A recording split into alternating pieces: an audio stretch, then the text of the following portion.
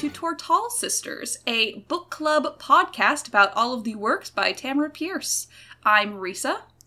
And I am Ariana. And we are your hosts, and also sisters. Hence Tortall Sisters. I gotta put that in there.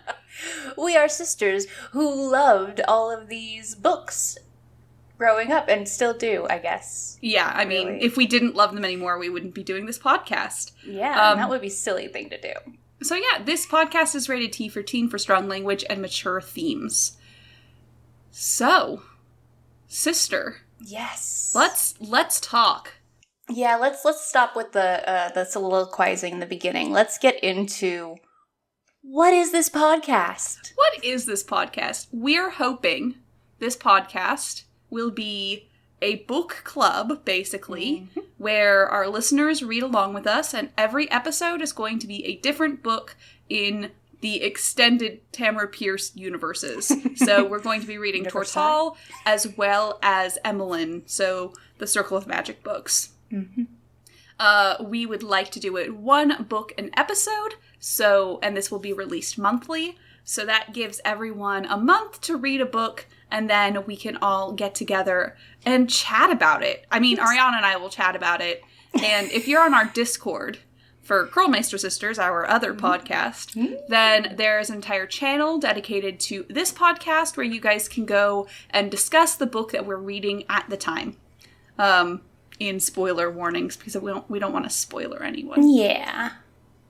We don't want to spoiler anyone. You heard me. So, Yeah. Tamora Pierce. How did we get into Tamora Pierce? Seeing as how you were the reason that I got into it, I feel like you have to do that. Yeah. So, when I was 12 or so, my best friend Cassie was obsessed with specifically the Tortall universe. So, Alana and all that. And she got me to start reading Alana. And I had to be 12. I devoured those books. I sped all the way through the Song of the Lioness Quartet, the Immortals Quartet, and Protector of the Small Quartet. Mm-hmm. It was at that point that we got to actually go meet for a book signing. We went to go meet Tamora Pierce. That was rad. I still have, she signed all 4 of my Song of the Lioness Quartet books. The first one, she's like, "Dear Risa, girls rule," and the others are just signed. And then I read through both of the Circle of Magic, so the Circle of Magic and the Circle Opens books, waiting then for all of the other books to come out. We got Trickster's Choice in hardback, so that's how I know that was the first one that we got new, because that one's in hardcover and all the others are in paperback, which I love because my Alana book literally has $7 on the back, $7.50 or something like that. I was like, oh god, I wish. Right? Don't you wish we could still buy paperbacks for just $8? Those were the good old days. Honestly. And then I got Ariana into reading the Tortall books. Mm-hmm. Which she read through. We'll talk more about which ones you like more. And then she wouldn't read the Circle of Magic books, and I couldn't get her to do it. So what I did was I grabbed Sandry's book, and I went into her room, and I started reading it aloud to her until she stopped and listened to me. And then we proceeded to read the rest of the Circle of Magic books out loud. Yes, every single one of them we read out loud together. Which I'm really sad when the new one's going to come out and we're not going to be able to do that. Yeah. Because the last one that came out in that universe was Battle Magic, which is in 2013. So we were still living together at that time. Mm-hmm. So, Ariana, what about the books for you? What did they do? I feel like Tamora Pierce is really what got me into writing fantasy. I had a lot of trouble with it when I was younger because, like, I had Harry Potter, and that was really it. And so I tried to make all of the magic fit into real world. And then I read her stuff, and albeit she wasn't, the first person to do that, the only person to do that, but she was the first person that got me into it. And so, like, I just devoured the rest of the books. Yeah, because you'd read Lord of the Rings. Yes. But that all felt so solid. Whereas you can, like, tell where Tamora Pierce, hers is very organic. It's less structured. Because, you read Lord of the Rings and it's like reading the Bible. It's like, no, this is what it is. This is what it's always been. And it has a rich history. Whereas, the Tortall books especially, it's like, yeah, we're kind of making it up as we go. But it's all getting linked together. And so I enjoyed that world building and thought she was awesome. Yeah, pretty much. Yeah. We've met her twice now. 2 book signings. Oh my god, you're right. Yeah, one when I was before Trickster's Choice came out, and another one, actually, it might have literally been like 2003. I have the signed books behind me. They're all just fucking behind me right now in recording. You can see them behind me in my bookshelf. Yep. If you're watching this. But also we had Mastiff signed. The Becca Cooper book, and apparently that's yours because it has Dear Ariana in the cover. I think it's because you were like, well, I've got her signing things for me. You didn't talk to her last time because I disappeared into the book stacks and was nervous to meet her. Valid. Yeah. But and then the second time we met her, I told her I liked her tattoos. It's true, you did. We saw her at Mysterious Galaxy that time. Mm-hmm. The first time was a bookstore out in Grossmont, I think. Lemon Grove. Grove, yeah. I was just like, I know we went with Cassie. And we were the only people there. That was the worst. It's because it was in the middle of the day. It was so stupid. In a weekday? It was so weird. They really screwed her over on that one. They did. But it was still fantastic. I was so excited. Because there weren't very many people there. We got to, like, talk to her. Yeah, there was, like, us, and there was some middle-aged man who had her sign every book. And that's why you only had her sign the 4 books, because you were like, I don't want to take up her time. I was literally buying the Protector of the Small Quartet that day. I hadn't even gotten that far. Yeah. I remember saying I was excited for Kel and everything. Which is, yeah, fantastic. Also, we have a couple signed copies of other things. My Tempest and Slaughter is signed. I didn't get to go meet her or anything for that one. And our copy of Battle Magic is signed. It lives at our parents' house, sadly. But our friend Jay went and got that signed for us at one point. Or grabbed a signed copy at a convention. I can't remember which it was.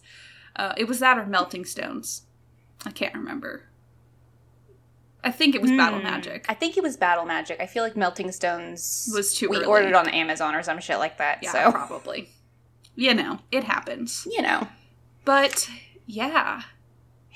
Do we want to start talking about... We're not starting on a book this time, obviously. Yeah. No one has had time to read it. Certainly not I. No. I need to reread these books before we talk about them. Well, yes. That's the whole point. I've read these books, like... some of them at least 5 times, to be honest.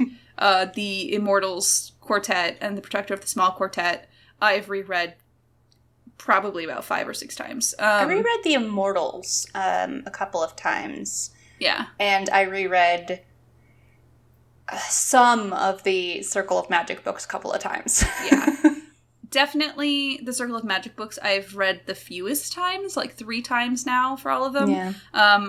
We got the idea for this podcast, honestly, because very recently, a group of my friends, we were all starting to just, like, reread the Tamora Pierce books together. Or for one of our friends, it was the first time she's ever read them, and they all ran out of steam, and I didn't. And I reread every single book. I'm currently rereading Battle Magic. I'm going to go back over each one before we do the episode so that I can have it fresh in my mind. But the great thing is that most of these are very quick reads. They really are. Yeah. Until about Squire, I would say. And on the other end, it's Shatterglass. Those were the ones where she started being allowed to make them longer, because at the time that she was starting to put these out, 1980s is when the Song of the Lioness Quartet came out, she was only allowed to have them about two... Shush. She was only allowed to have her books to be 200 pages long. And honestly, something that's fantastic is that with Harry Potter... Like, say what you will about the books. We're not... Yeah, I'm not going to be defending any of that. But what happened was the books were starting to get longer and longer. By Prisoner of Azkaban, it was like 300-something pages. And Goblet of Fire was over 400. Yeah. So basically what that showed was that kids were able to read longer books than 200 pages. So... when that happened, she started being able to make her books longer. And when that happened, they got so much more complex and fantastic. Yeah. I know that when I was 16, I finished... no, I'm sorry. When I was 18, I was like most of the way through my first novel that I ever wrote. And I emailed Tamora Pierce. Because I was like, I need advice. Because not writing wise, I was just like, look, I was like, in fact, I very specifically said, I'm not trying to talk any creative with you. I'm not gonna do that because I know writers hate that because it's too much shit. But I was like, how do I, get it published in its complete form? Like, how do I work with an editor? On not cutting too much of it, because what if they cut too much? I rambled in that email, but but she just wrote back, you do what you can, man. She's just like, editors will do what they're gonna do. You just have to consolidate what you've got. Do what you can while you can, and then when they'll let you do more. I was like, okay, all right. I gotcha. Publish my own novel. Got it. Yeah. I feel like that's not what she was telling me, but... No, but, it's what happened. Yeah. But yeah, so that meant that her books got to be longer, and so the later ones are a bit longer of reads, but they're still very fast-paced, so I wouldn't say that it's like a slog to get through. Oh, God, no. One of them was... I had an issue with one book on my reread, and we'll talk about it when we talk about it. Okay. It was rough. But, all the others are very quick reads. I know what you're talking about now. Yeah. So, do we want to go on to talking about our favorite characters? Oh my, I don't see... How about a favorite character per, book series, if you want? I can't do that either. It's so hard. You're asking me to choose between my babies. All of them. Yeah. I think what's great about these books, and I think why we like them so much, is that they are very character-driven. Mm-hmm. They're, plot is happening. The earlier ones are a little more plot-heavy, but the more they go into being character-driven, the better they are. Yes. Especially, I think she really gets into that in the Circle of Magic books. I was getting ready to say that exact same thing. That's when it's like, wow, this cast of characters are just so amazing. I love them. I want to know more about them. Mm-hmm. And just fantastic. Yeah. I think that really helped because, okay, so we'll just get into talking about, just comparing the series and stuff like that. Yeah. And the characters, just all in one. We're just going to do that. So, the first 3 quartets in the Tortall series were singular characters who we followed through, progressively years of their lives. Yeah. We watched them grow up, especially Alana and Dane, I feel like. Or, no, not Dane, I'm sorry, Kel.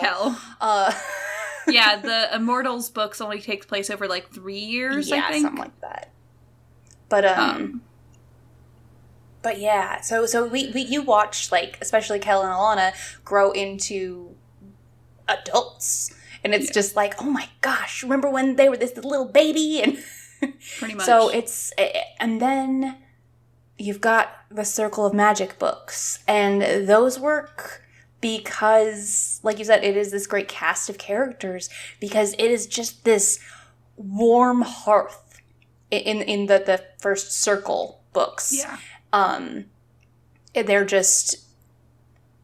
It's this relationship that's just so beautiful and so sweet. It's found family. They found family. Sweet babies. Honestly. They got their mommies and they got their uncle who teaches them to meditate. And then their other uncle who is fire. I love Frostpine so much. Yeah. He's so fantastic. Between Emmeline and Tortall, I think the big difference is the Tortall books have always been young adult fantasy, whereas the Circle of Magic books, the first ones, were middle grade. So it's pretty clear that you can see that, but it's not in a bad way. It's still in a way that I'm, even as a 29-year-old, I am able to read those books and still value them for what they are. I think some of the earlier Tortall books are a little messier because I'm pretty sure Alana was published in 1983, I want to say. That sounds right. Yeah. It was rough. First novels can be disastrous. That's why most people's first novels aren't something that's within their series, their main series. They're usually like one-offs that are like just trying to find their voice, but she couldn't find her voice necessarily, but she knew the story she wanted to tell. Yeah. And that was the important part. And it's very clear, and I think it's fantastic. But getting through the Song of the Lioness Quartet is definitely, for a lot of people who don't have nostalgia backing them, that is kind of that threshold to push through. I think that they are still worth it, but they are definitely like 1980s feminism. Yeah. Which, at the time, it was all very progressive.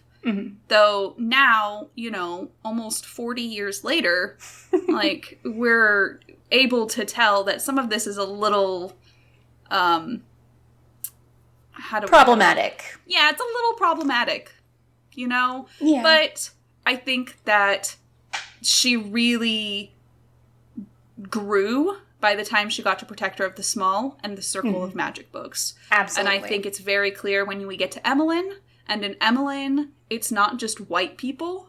Yeah. In Emmeline, everyone is a different color. Everyone, she specifically goes into talking. And I think that's something because it was brought up to her about her Tortall books, is that it was very, very, most of the main characters were white.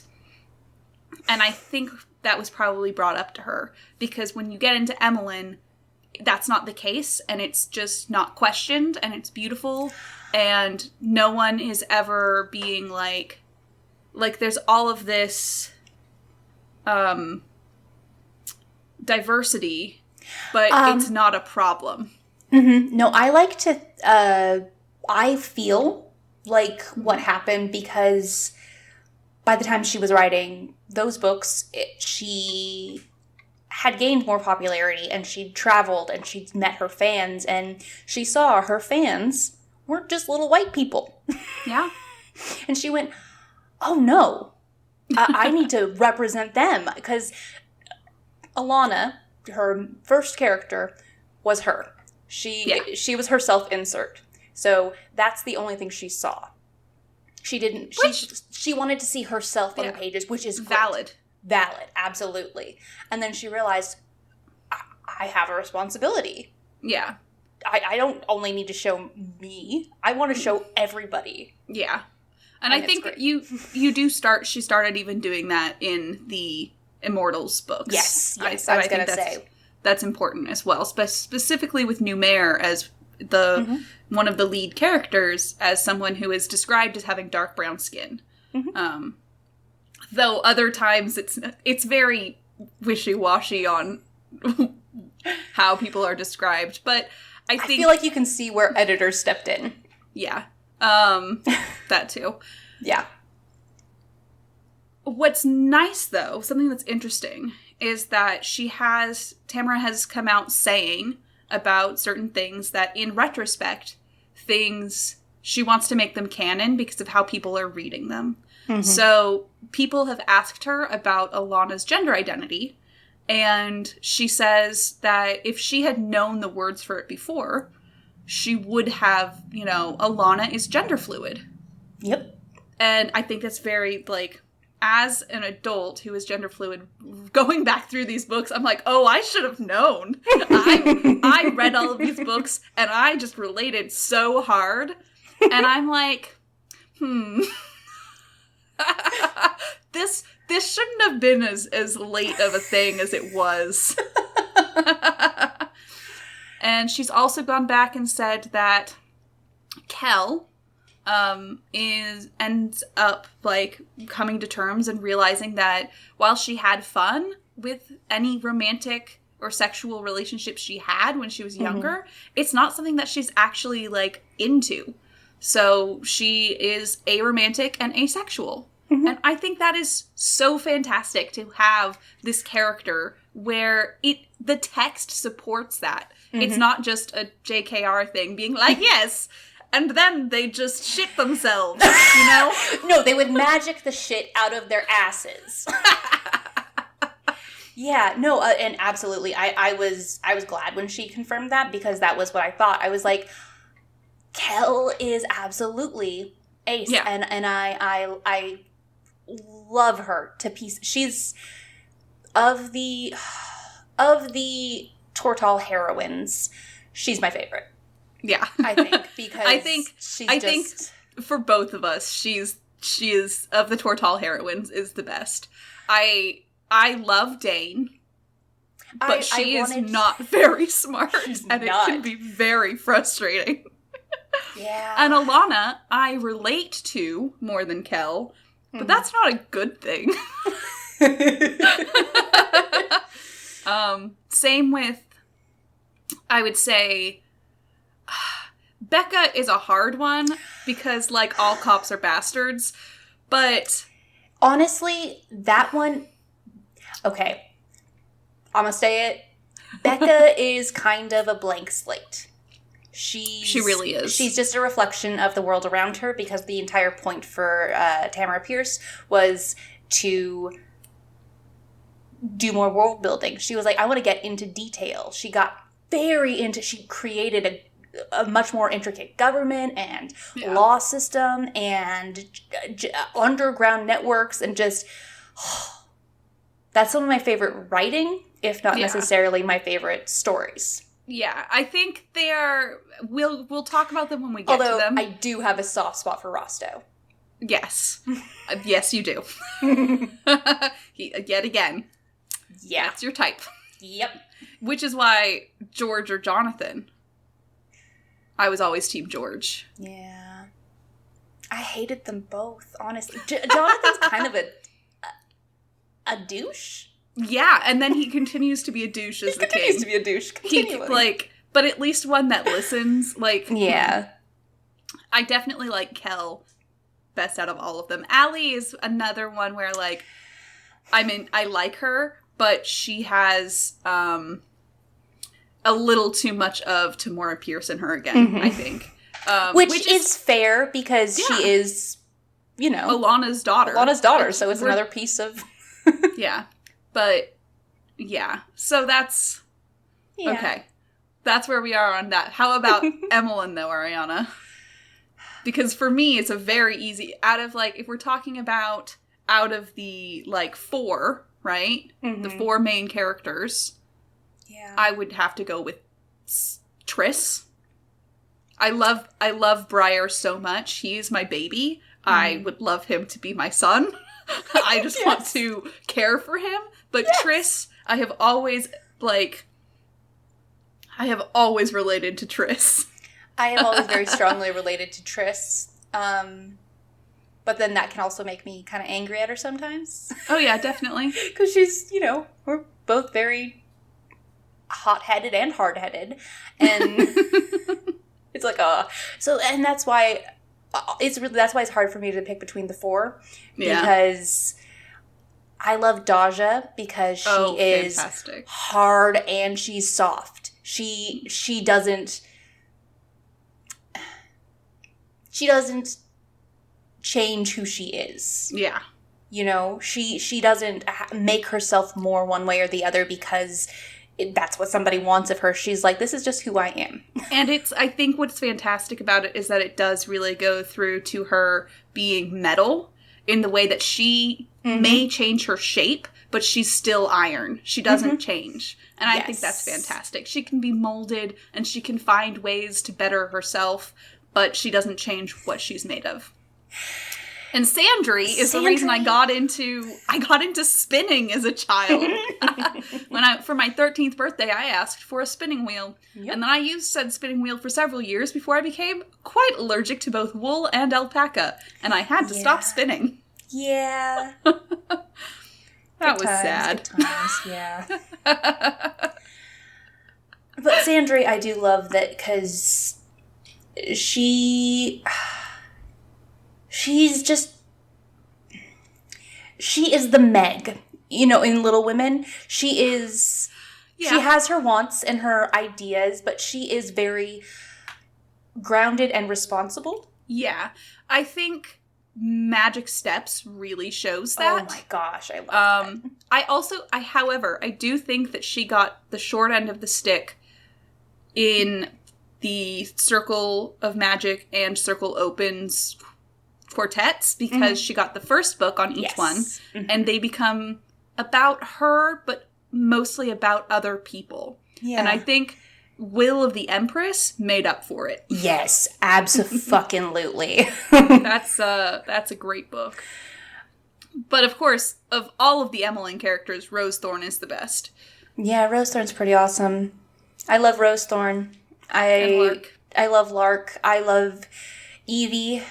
Oh, yeah. Evie is fantastic. Evie, sorry. Evu Meme. Maybe it is Evu Meme, but I think it's Evu Meme. No, I love her. Sense. And Luvo is fantastic. Luvo's and so good. Just I fucking love them. But what I really love is it is canon in the texts that Lark and Rosethorn are in a committed polyamorous relationship. Mm-hmm. And Lark is a lesbian, is what it's implied, whereas Rosethorn is canonically bi. Mm-hmm. And I think that's fantastic. Yeah. They were... I loved them because they were just the most stable relationship that I got to see, and I was like, oh, this is good stuff, man. Yeah. They actually worked through shit and when they had to be separated, it just it was like And then for me, Briar's book is where I remember being like, they're lesbians, right? They're lesbians, right? And then they didn't ever say that until Briar's book, where she starts calling her my love. And I was like, I fucking knew it. Eat that! Yeah, I mean, I think Emmeline has more of this open... Sexuality is a lot more explored, and gender is a lot more explored as well in that world. Though the Becca Cooper's books do explore how people experience gender in Tortall. And of course, the entire thing is very much about pushing gender roles, just in general, in Protector of the Small and Song of the Lioness. So, yes, absolutely. It's about different ways. It's the fact that she said specifically, Alana prefers the term sir because she's making a point, whereas Kel prefers to be Lady Knight because she's making a different point. Yeah. Because they simple. had to prove themselves in different ways, and they let that reflect. Yeah. And I think that's honestly beautiful, and I love that. So, which would you say is your favorite book or series? Shit. I mean, I do have a weak spot for the Immortals series. Yeah. Something about Dane, honestly, I think it's just her magic drew me in. I loved all of that stuff. I loved all of the, like, abstract magic in it, and just, like, I really dug that. But at the same time, I loved the Kell books, because Kell was just such a good girl. She was so good. Yeah. She was just like, no, that's not what we're doing. That's not right. It's Kell time. Sorry, that was a Tumblr post I saw that it was like, anyone gets bullied, Kell. It's Kell time. Exactly. That pretty much explains all four of those books. I think I kind of relate to Kell in that that's just kind of... Yeah. That's me. Yeah. I definitely appreciate the Protector of the Small books a lot. Yes. And I think that they are, for the Tortall books, they are my favorites. However, if I'm going to pick one out of all of these books, and it's going to be kind of a surprise to what I've been talking about, though, it would be Coldfire. That is I think Coldfire is one of the most well-written books she's ever done. Mm-hmm. I'm currently rereading Battle Magic, so I might change my mind on that one, but Coldfire hits every beat perfectly. Mm-hmm. And I think Street Magic is also on the same line. I think I rated them both 5 stars on Goodreads, because I read those books and there's nothing there are no notes for me to give. No notes! So it's like, while I'm reading those books, even though I know how it ends, I'm still, like, reading fast enough that I'm, like, skipping words. Like, I want to get to that part. And I think that's what makes these books just so special to me. Yeah. Coldfire especially, it's like she dipped her toes into the, like, crime mystery. Yeah. Because, and I mean, so that's that also really what's happening with just that entire, like, quartet. Series. But I feel like Coldfire got the best treatment for that. Oh, I agree. Like, I think Shatterglass just went a little too far with it. Because they were actually working with the cops and stuff. Yeah. In, wherever the fuck she was. Tharios? Yes. Sounds right. I don't know. But Coldfire, I think, just emotionally just hits it. Yeah.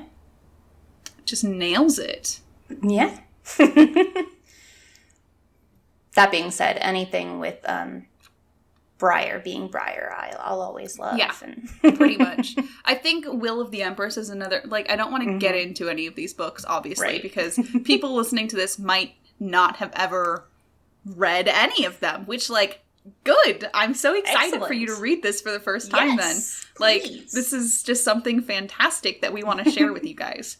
But I think Will of the Empress is one of my favorite books for Briar.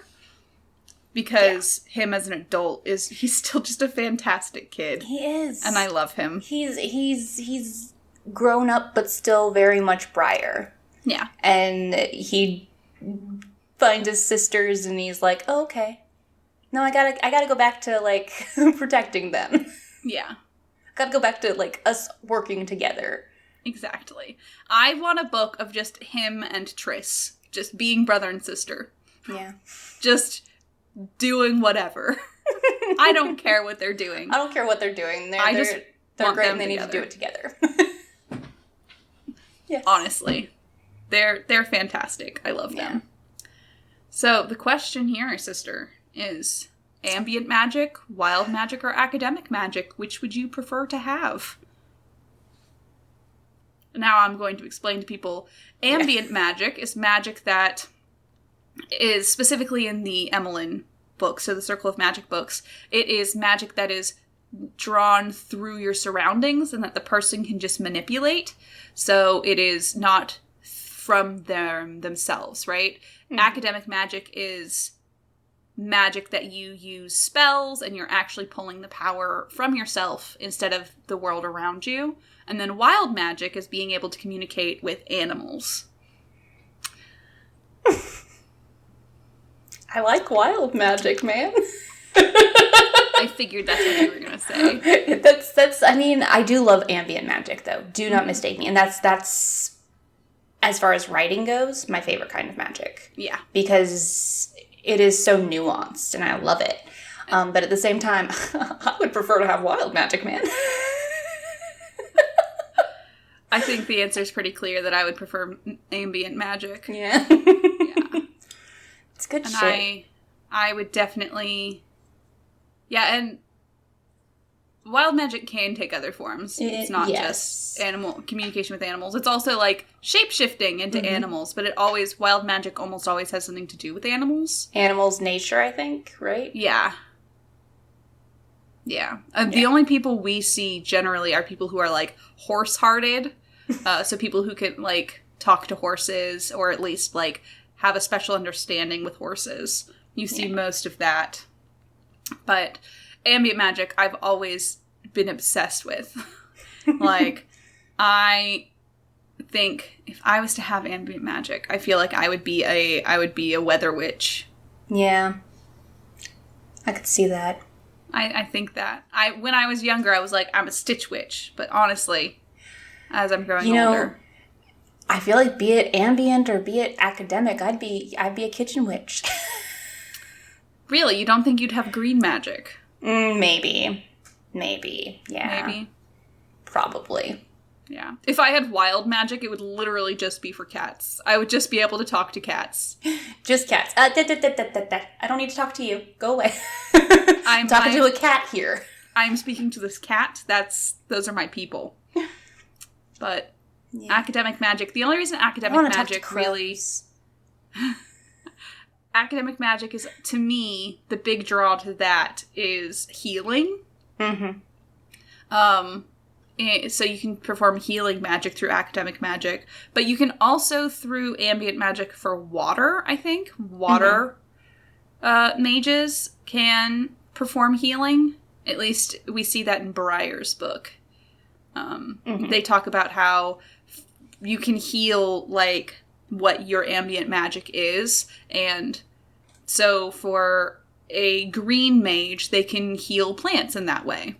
And for a stone mage, you can, like, fix rocks in that kind of way. Or if you have, I think it was water magic specifically, because humans are 70% water, was the, like, idea there.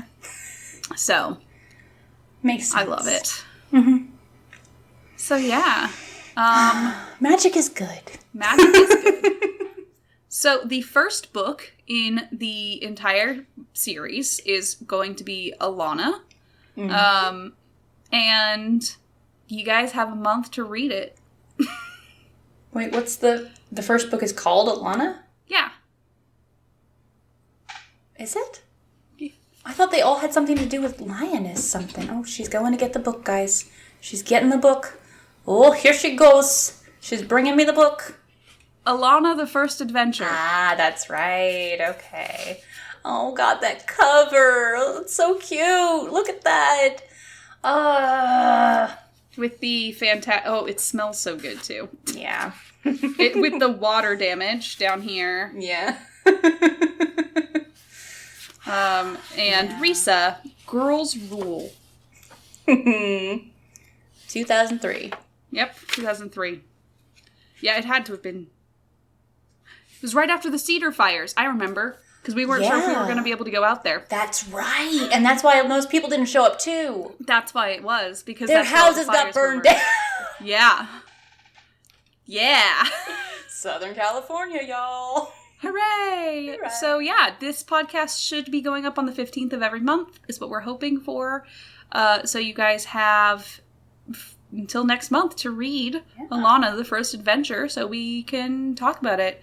Make sure you can join our Discord, which the link will be in the description below, wherever you're listening to this, to join. And you can come and talk in our Tortall Sisters channel about the book as you're reading it. So, we don't have any places online yet, because I have to have a first episode before I can submit it to iTunes and Spotify. But soon, you'll be able to find us on those places. You will. We'll do it. We'll do it. We have a Twitter, which is at Tortall Sisters. And then if you want to, I don't know, look at other stuff, we have a fancy website, curlmeistersisters.knifefightclub.com. We do. We do. Yeah. So anything else you want to say? I don't know. Keep on reading, guys. Keep on reading. I like that as a sign-off. There we go. So I'm Risa. I'm Ariana. Keep on reading.